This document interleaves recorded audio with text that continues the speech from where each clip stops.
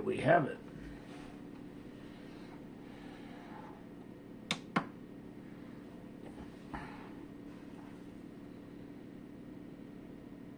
Off the cuff with Paulbedard, autobiographical notes.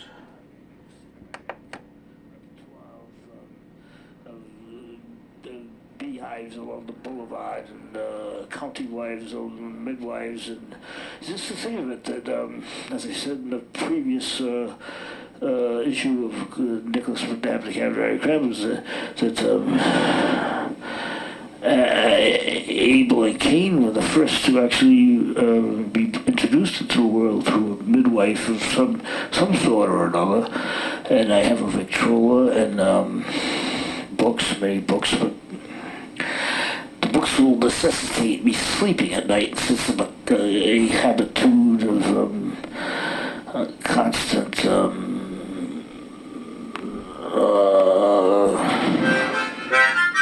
insomnia. And I always wake up at like midnight, and then I look downstairs and the clock says 12:01, and I'm oh God, if I don't fall asleep again, I'm gonna feel like I don't know, a pair of floating barbells next morning, from morning till night. It's inconceivable. At my age, you just go for one day without sleeping. It's like a weight, and but the last 2 nights I got good sleep. I can't persuade myself to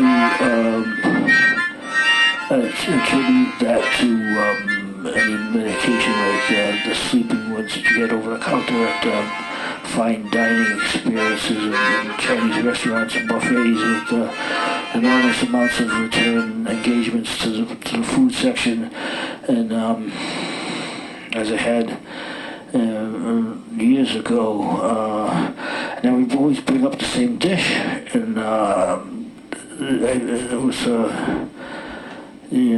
a double dipping right in the boutique, and well, they kind of persuaded me not to return. Just like I don't know, I'm in for a long walk if I try to attain a certain measure of hieroglyphic, hypnotically enjoyable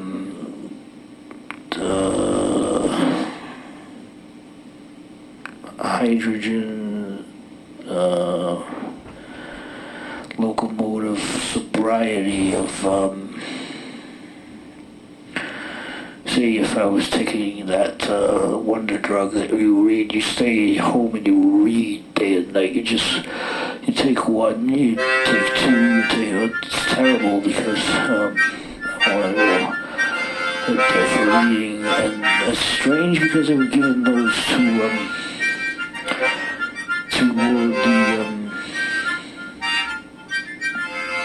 in other words, anti-drug title. And also the reading pills to all the opiate addicts. It seemed very confusing. I don't understand it. Was that a lack for words? Almost I was. My uncle, by the way, was FBI agent, and he used to travel around with a suitcase and play wiretaps and places. He was enjoying, perhaps I'm wrong about that, he was enjoying a certain amount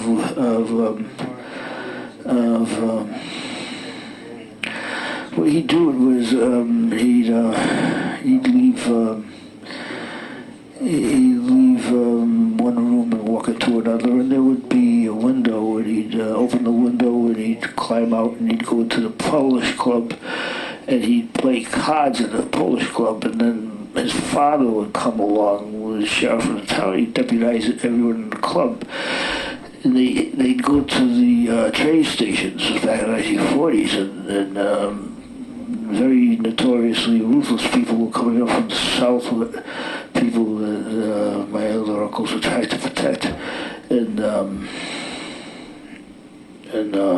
so That's but you see, I remember seeing in their house, they had the bird flying around all the time because they believed in freedom, and they just would not let that bird sit all day in a cage. So my Pepe is saying to my uncle, who had this ability to walk from one room into another and out the window and down the street to the Polish Club, and have a festive occasion of drinking and playing cards and being deputized by his father. So my Pepe says to my uncle, "Pet the bird. He won't bite you." So my uncle sallies forth with this. The bird takes a chunk out of his finger. Just a sip, really. And because my uncle, my Pepe was sleeping. This is probably back in the 50s. And he's sleeping by the piano in my aunt's house.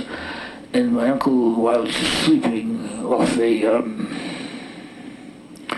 in his own experience at the Polish Club, drinking and playing cards. So my uncle takes Christmas tinsel and wraps it around my Pepe. He takes these little trinkets, like say a trinket of a duck or an elephant or something like that, and he puts it on my Pepe's shoulders and wraps him all around with Christmas stockings on his head. And then he films him for hours. And this relates back to, he always was, "I want that film, Donald, I want it now." And this was Zazu Pitt's idea, of course, who was the reincarnation of my memory in cinematic form, as everybody said back then. Not a reincarnation, but she looked just like Zazu Pitt. If you ever seen Zazu Pitt, that was my memory in what do you call it, Doppelganger. Zazu Pitt was a comedian. There's also Gummo. Marx Brothers, they won their names in a card game. And I have 3 lights on right now. I just took the sleeping pill, so it's going to knock me out in about 5, 10, 15 minutes. I have the antidote somewhere else. It's the only one I have nearby. And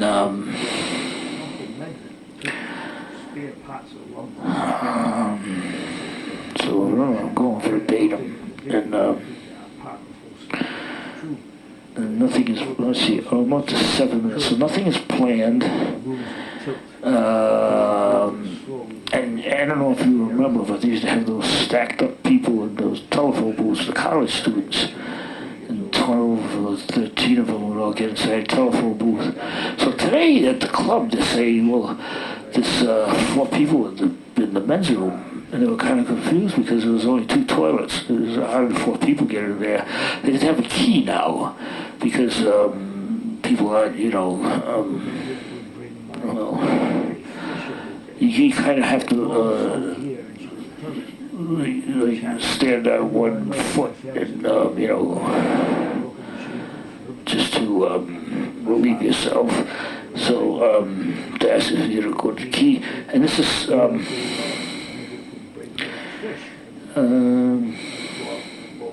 but how for it's kind of like a telephone booth. And then I saw Dave, the teacher, in Lupo's one night, and I hope nobody else minds me saying this, because there was that time, a long ago time, and so Dave's just sitting in a telephone booth at Lupo's Heartbreak Hotel, sitting there for probably 2 hours. There was a bluegrass Christian band playing before Dave, and sitting in the phone booth. I don't know, nobody knew what he was doing in the phone booth. I said to somebody, one of his friends, so how's this guy in a concert? He said, well, you're in for a surprise. I don't know if you like him or not like him, but you're definitely in for a surprise. He's a teacher everybody come to New York City.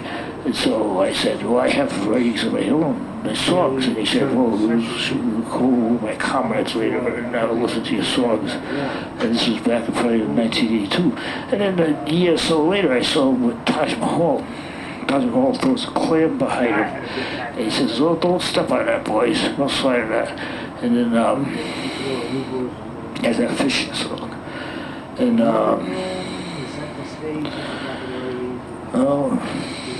I think Dave Van Ryan is a very good interpreter of music. Songs that you do right 1 hour, and everything's fantastic. And he's an interpreter, just like G. Smith interprets.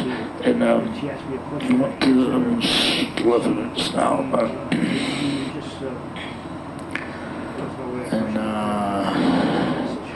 music is so filled with transcendence, tenacity, elasticality.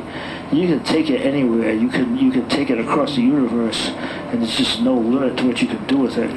And this amazing performance of a concert I saw was this. He transcended his past, and he said, "Yeah, about the religious tour. We put the augmentation before the chemistry, which is literally impossible to do because you have to build up to a certain climax. So he has to. But you see things like that in life, and you say, "Well, I couldn't see it all those years before because." All those wasted years, and sleeping 60 hours a day, and whatever, and I don't think they'll ever be able to do that again, and I don't understand it. I really don't. I never will understand it. Let's see, I'm trying to get up to 15 minutes, but it just makes no sense. I mean, there's Dr. Oliver Sacks said is that one question that these people have never faced in their own terms, looked into the mirror and faced in their own terms, is these chemical concoctions really helping anybody, or are they totally stopping them from ever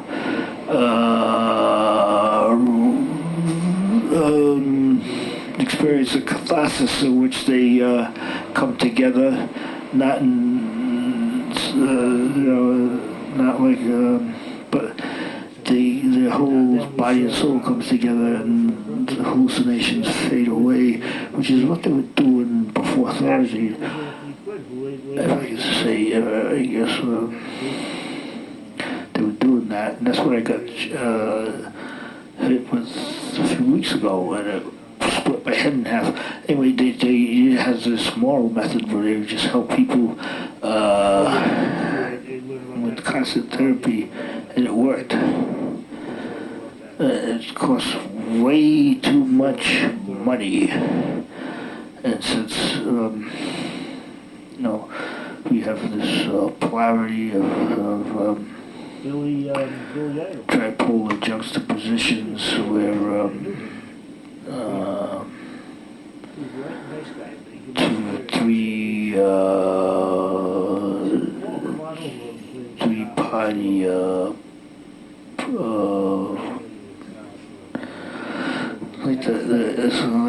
the way that America is split into 3 branches of law, is that the world economy is split into 3. It's a juxtaposition, but it's threefold. And actually, that's not my own original idea. I can't take credit for that, but the power base, monetarily anyways, it's not any, but it's just tripolar. I don't know if I would call it juxtaposition, but so there's a lot of pauses in it. Now, the year when we first had the idea of captured music, frozen in time, that could express itself in a conceptual format, it was probably in the 40s with the EPs. So they had 8 minutes each side of an album, 4 pieces, 2 pieces of music, and you could balance it conceptually, and